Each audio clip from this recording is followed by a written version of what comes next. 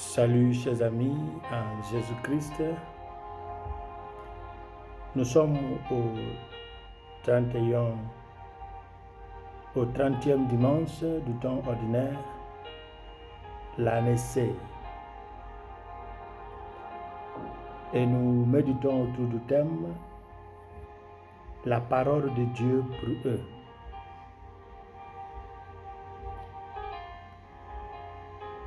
Et nous lisons le livre de Ben Sirac le Sage, chapitre 35,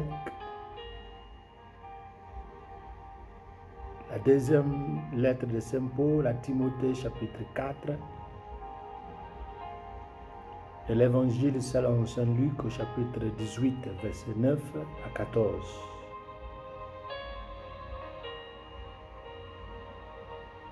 Si nous respectons la logique des contraires, il s'ensuit que si le salaire du péché est la mort, selon Romains chapitre 6, verset 23, notre salut est la récompense ou le mérite de notre justice. Et si nous suivons la logique des contraires. Mais Paul nous dit que le don que Dieu nous a donné gratuitement est la vie éternelle en Jésus-Christ, notre Seigneur. Paul le cède lorsqu'il insiste.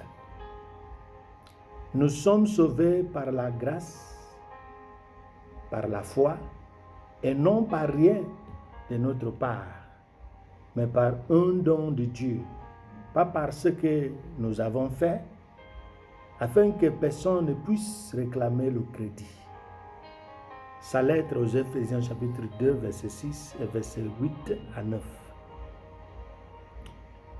Cette insistance de Paul n'encourage pas non plus le laxisme moral, mais coupe notre égoïsme, notre ego humain.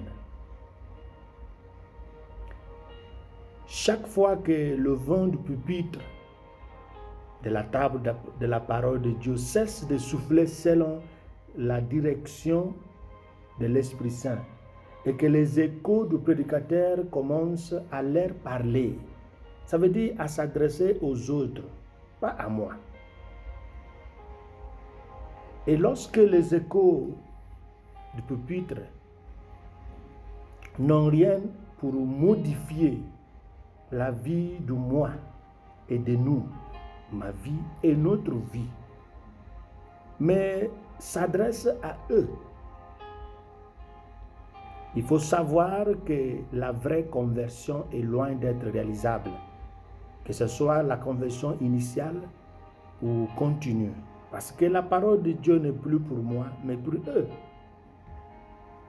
Je suis comme un projet complètement réalisé.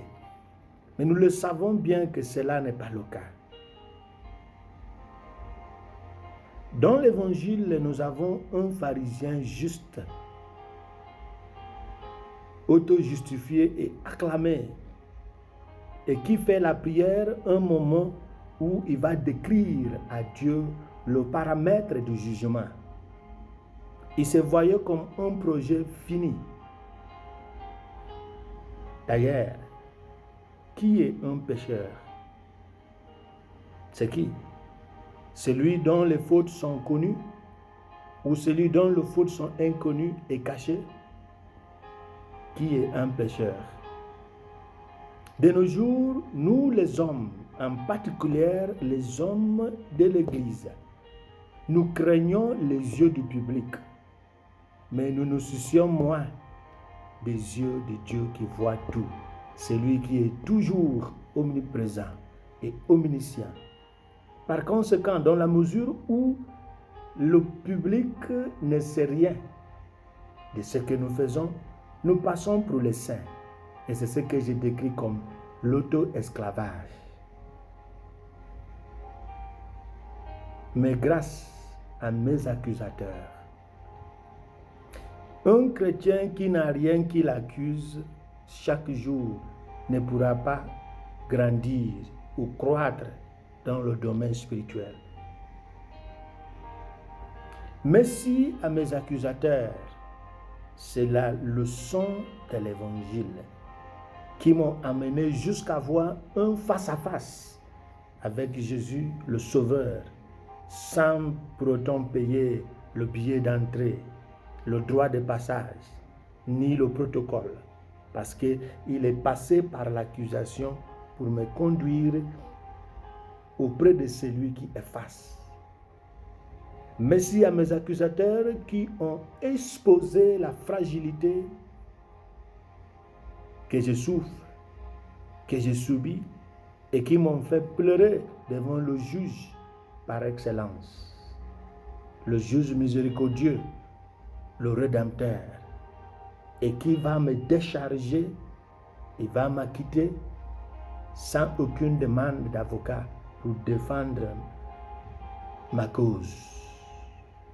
Merci à nos accusateurs, car sans vous, je n'aurais pas dû voir Jésus venir sur mon toit. C'est grâce au péché que Dieu a envoyé Jésus venir nous sauver. Aujourd'hui, Ben Sirac le sage nous dit que Dieu rend justice non pas parce qu'il accorde à chacun ce qu'il mérite, mais parce qu'il sauve les pauvres et écoute les cris de ceux qui sont sans défense. Et c'est cette disposition qui fait descendre la miséricorde, de se présenter comme le sans-voix. Le publicain dans l'évangile a choisi le chemin des pauvres et des sans défense. Pour lui, le moment ou le temps de la prière n'est pas le temps de rassembler les éléments des bonnes œuvres réalisées, mais un temps de se prosterner sur les pieds miséricordieux du Sauveur. Dans son trésor, il ne pouvait produire que des misères et des péchés, pour lesquels il était devenu aigri. Dans sa contrition, il a offert un holocauste de demande de miséricorde, disant à Dieu que le projet qu'il a commencé en lui n'est pas encore achevé. Alors, il faut toujours travailler sur moi pour que je puisse ressembler à ce que tu désires. Sa prière est celle-ci. Seigneur,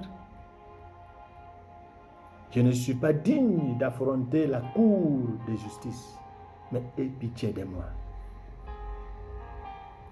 Comme la femme adultère de Jean chapitre 8, verset 1 à 11, ce publicain se retrouvait face à face avec Jésus après le jugement des accusateurs, les pharisiens. Bien sûr, nous connaissons tous le modèle, la stratégie du maître. Il va toujours dire, va, ne pêche plus. Mais qui se bat pour finir la course? Paul ne sort pas de ce rythme de sauver par la grâce, salut par la grâce.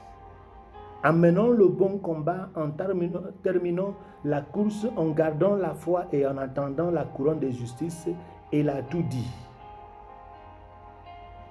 Il y a une autre personne qui me justifie. C'est pas ce que j'ai fait qui me justifie, mais ma foi dans ce que j'ai fait parce qu'il y a quelqu'un qui me dit de le faire. C'est ce qui me rend juste. Personne ne mène un combat sérieux sans tache, sans saleté et parfois sans blessure. Le publicain l'a compris. Même le pharisien l'a compris, mais il a nié cette réalité. Qu'il a mené un combat, il n'était pas blessé. Il se présente comme un combattant sans blessure, ce qui est impossible. Pour finir une course, il court avec un but. Courons jusqu'au bout, gardons la foi, en tombant mais en se relevant. Mais déterminé et refusons de s'arrêter pour ne pas être exclus après avoir prêché aux autres. C'est la stratégie de Paul.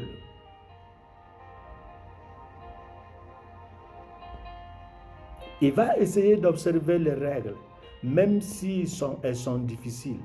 Mais il pense que ce n'est pas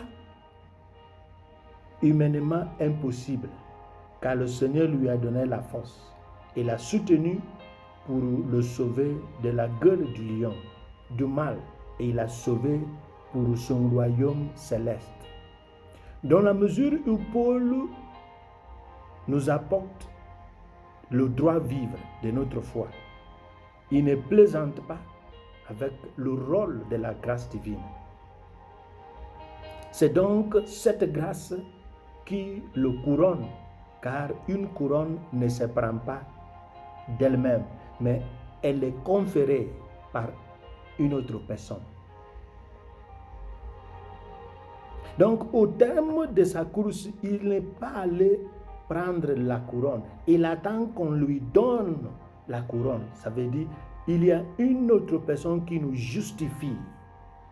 Ce n'est pas parce qu'on a fait ce qu'on nous a dit de faire, donc il faut forcément qu'on nous donne la couronne. Il y a quelqu'un qui donne la couronne. Ainsi, les Écritures parlent d'une couronne comme un cadeau permettant de garder le bénéficiaire du côté du donateur, tout comme le don du Saint-Esprit nous incite à penser et agir en relation avec le donateur et non pas comme une récompense au mérite.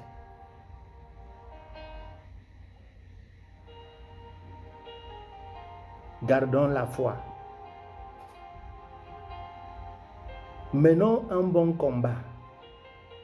Courons avec persévérance la course du salut. Dans notre foi, il y a la reconnaissance de notre salut immérité qui fait de nous des chercheurs humbles du pardon de Dieu. C'est le secret du salut. Que Dieu nous donne la grâce de faire sa parole la nôtre, qui s'adresse à nous pour nous transformer et non pas une parole qui s'adresse aux autres, parce que nous avons besoin de cette parole qui transforme et qui rend juste et qui nous bénisse, qui nous sanctifie le Père, le Fils et le Saint-Esprit. Amen.